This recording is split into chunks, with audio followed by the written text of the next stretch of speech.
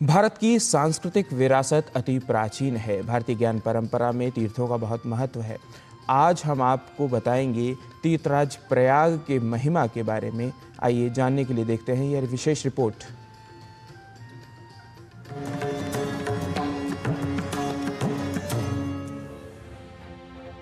व्यष्टि से समष्टि की यात्रा के लिए, अनेक से एक होने के लिए, ज्ञात से अज्ञात के ज्ञान के लिए और स्वयं के अभिज्ञान के लिए मानव प्राचीन काल से तीर्थाटन करता आया है।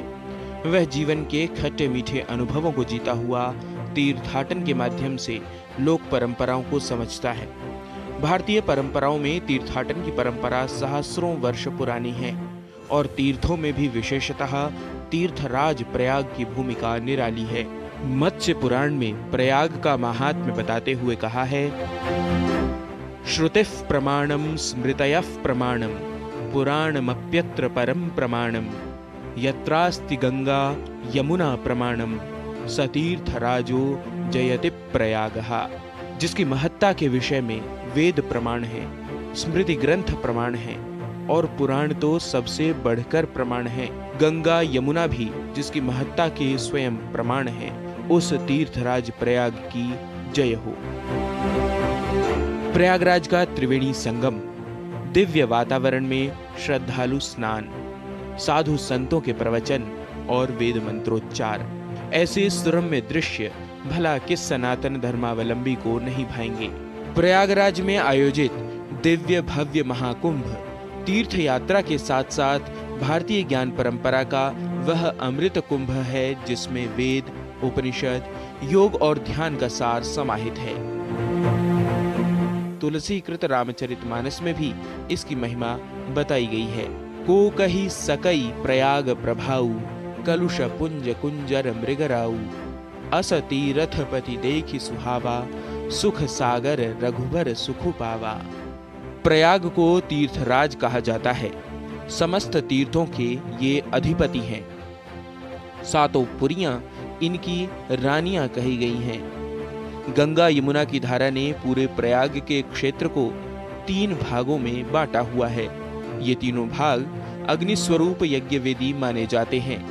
इनमें गंगा यमुना के मध्य का भाग गार्हपत्याग्नि, गंगा पार का भाग दक्षिणाग्नि माना जाता है। कहा जाता है इन भागों में पवित्र होकर एक एक रात्रि निवास करने से इन अग्नियों की उपासना का फल प्राप्त होता है। प्रयाग में संगम स्नान करके प्राणी पापों से मुक्त होकर अपार पुण्य फल का अधिकारी हो जाता है। ऐसे वचन भी पुराणों में प्राप्त होते हैं। प्रयागे तु नरो यस्तु माघ स्नानम करोति च न तस्य फल संख्या अस्ति शृणु देवर्षि सत्तम। हे देवर्षि, प्रयाग में जो माघ स्नान करता है उसके पुण्य फल की गणना अपरिमित होती है। प्रयाग के महात्म्य का उल्लेख भारतीय ज्ञान परंपरा साहित्य में प्रचुर मात्रा में मिलता है। पद्म पुराण में प्रयाग प्रशस्ति में कहा है, ग्रहाणाम च यथा सूर्यो नक्षत्राणाम यथा शशि तीर्थानाम उत्तमम तीर्थम प्रयागाख्यमनुत्तमम।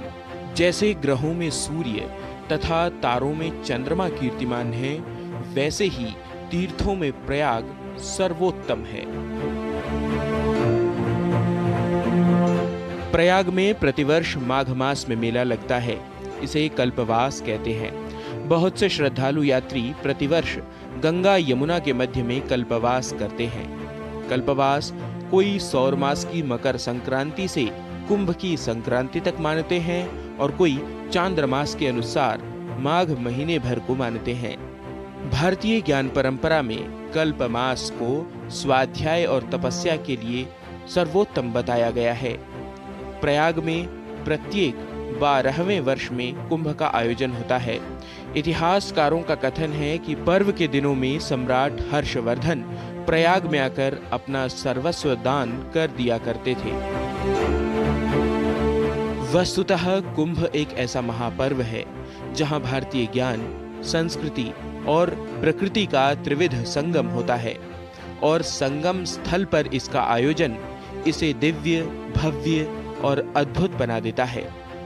यहाँ संगम होता है भारतीय ज्ञान का, समागम होता है भारतीय ज्ञान परंपरा के संवाहकों का, और मिलान होता है स्वयं से स्वयं का।